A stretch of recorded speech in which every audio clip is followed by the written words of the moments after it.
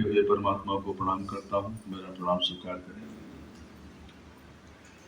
आज हम लोग ध्यान के लिए बैठे हैं। ध्यान क्या है?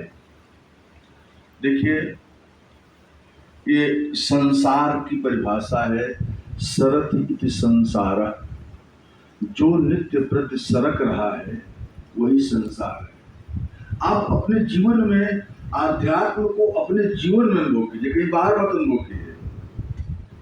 आपके पीछे आपके बाबा, बुजुर्ग, परिवार, समाज, मित्र धीरे धीरे सब सरक रहे। जब इस संसार से हमको विदा लेना होता है, परमात्मा ने हमको जन्म दिया है कि हमारे भीतर जो ईश्वर बैठा है उससे परिचय हो जाए।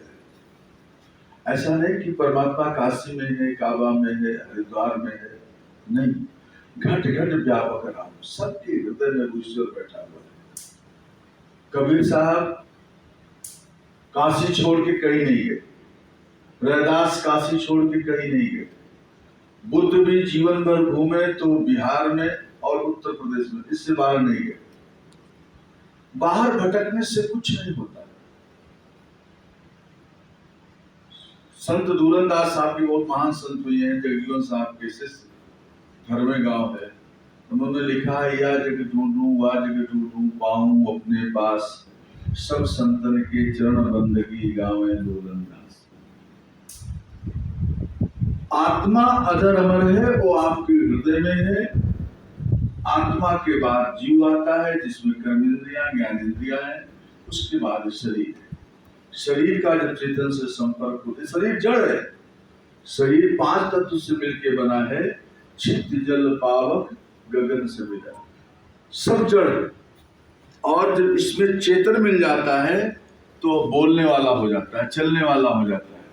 जैसे पंखा है, एसी है, अभी बिजली हटा दो आप, सब बंद हो जाएगा, ये जड़ है। लेकिन ये करंट जब दौड़ता है तो सब कुछ होता है। तो जो आपका प्राण है, प्राण ये करंट है, विद्युत भगवान ने तब दे दिया जब आप पैदा हुए, और जिस दिन ये करंट चला जाएगा, ये जड़ रूपी माया रूपी शरीर ही रह जाएगा। इससे आप मृत्यु से भाग नहीं सकते। लेकिन हम पूरे जीवन मौत से डरते हैं, बीमारी से डरते हैं। अगर 100 साल जीना है, 80 साल जीना है, तो डर डर के जीते। और आपको डराने वाले लोग कदम कदम पे, डॉक्टर के पास जाओ वो डराएंगे, वकील के पास जाओ वो डराएंगे, कोतवाली में जाओगे वो डराएंगे, और हर जगह मृत्यु का डर। यही भय है। और जब तक भय है तब तक ईश्वर का बोध नहीं हो सकता। जो व्यक्ति डर करके भगवान की पूजा प्रार्थना, देखिए अभी को हरदम डांटे, धमकी दे बच्चे को, बच्चा जाएगा वहां पे, और कोई गार्जियन प्यार से बुलाता है, मिठी गोली देता है, तो बच्चा दौड़ के आएगा। विष्णु पुराण देखिए आप, कहाँ विष्णु नहीं आए। ऐसे ही ईश्वर न डराता है, न धमकाता है, न भय पैदा करता है, और आपको डरने की बिल्कुल आवश्यकता नहीं। हम जैसे हैं, भगवान आपके चरणों में अच्छे हैं। कौन सा व्यक्ति है त्रिगुण रूप में, पंचतत्व जिसके अंदर दुर्गुण नहीं?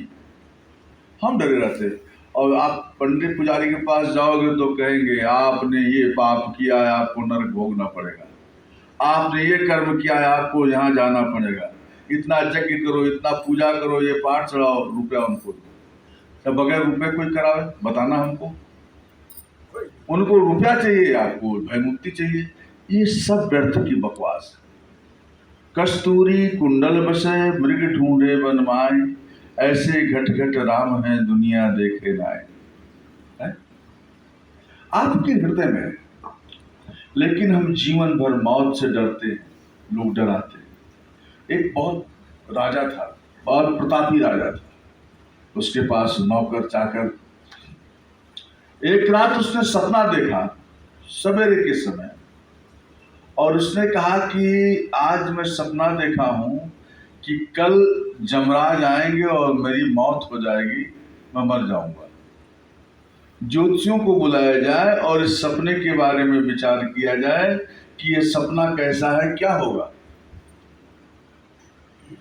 अब ज्योतिषी तो चापलूस होते हैं, हाँ सरकार सवेरे का सपना सच्चा होता है, ये टलेगा नहीं। तो क्या उपाय बताओ, क्या किया जाए? तो उन ज्योतिषियों ने कहा कि आपके दरबार में बहुत विशाल और बहुत दौड़ने वाले घोड़े हैं, कलारास। एक घोड़ा आप पकड़ लीजिए जो सबसे तेज दौड़ता है, और सवेरे सवेरे भाग जाइए इस देश से दूर, इतना दूर भाग जाइए कि यमराज खोजे तो भी ना पावे। और वो राजा सुबह सुबह उठा, और जो सबसे ताकतवर मजबूत घोड़ा था, कलाराज जो हवा से बात करता था, उस घोड़े पे बैठ गया ब्रह्मबेला में, और उड़ा लेकर के घोड़ा दौड़ते दौड़ते दौड़ते दौड़ते दौड़ते दौड़ते सारा दिन भगा, और शाम को एक जंगल में जाके ठहर गया। कहा यहाँ तो यमराज आ ही नहीं पाएंगे, और बैठा जैसे आराम से, आंख मुदा के हम निश्चिंत हैं, कोई काल नहीं है। तब तक पीछे से हाथ पकड़ा, हाथ पड़ा उसके पीठ पर। उसने कहा बहुत सही समय पर बहुत सही जगह आए हो, यही तुमको मरना था, अब चलो। काल से कोई बच नहीं सकता, लेकिन जितना समय आपका है उतना कोई आपको मार भी नहीं सकता। आप अपने नियम संयम से, अपने ढंग से हैं तो आपकी उम्र लंबी होगी, और परमात्मा सदैव रक्षा करता है, कभी भी डरना ही नहीं चाहिए। वो आपको हृदय से लगाने के लिए तैयार है, बशर्ते आप 2 कदम आगे हो। ध्यान में क्या होता है, जब हम जगते हैं, देखते हैं, तो आंख से संसार को देखते हैं, कान से संसार को सुनते हैं, नाक से सूंघते हैं, इंद्रियां अपनी ऊर्जा बाहर की तरफ फेंकती। लेकिन जब आप ध्यान में बैठोगे, तब ये ऊर्जा जो बाहर जाती है वो भीतर की तरफ। एक आदमी पूरे जिंदगी भर बोल करके बोलने वाले को नहीं पहचान सकता, लेकिन 15 मिनट मौन रहे और मौन होकर के देखे तो उस व्यक्ति को पहचान जाए।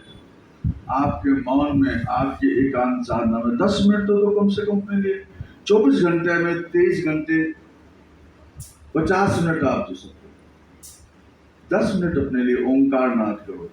ओंकार करके अपने श्वास को देखो, आपके जीवन में बदलाव आ जाएगा। रात में सोते समय क्लेश नाशाय गोविंदाय नमो नमः कह के सो जाइए 5 बार। सवेरे मंत्र का जाप कीजिए और निश्चिंत अपने आप को भगवान की गोद में कर दीजिए। जब आप सोते हैं तो आप अपनी रक्षा करते हैं क्या? बोलिए, कोई कह दे मैं रक्षा करता हूं, अपने आप बिल्कुल सही।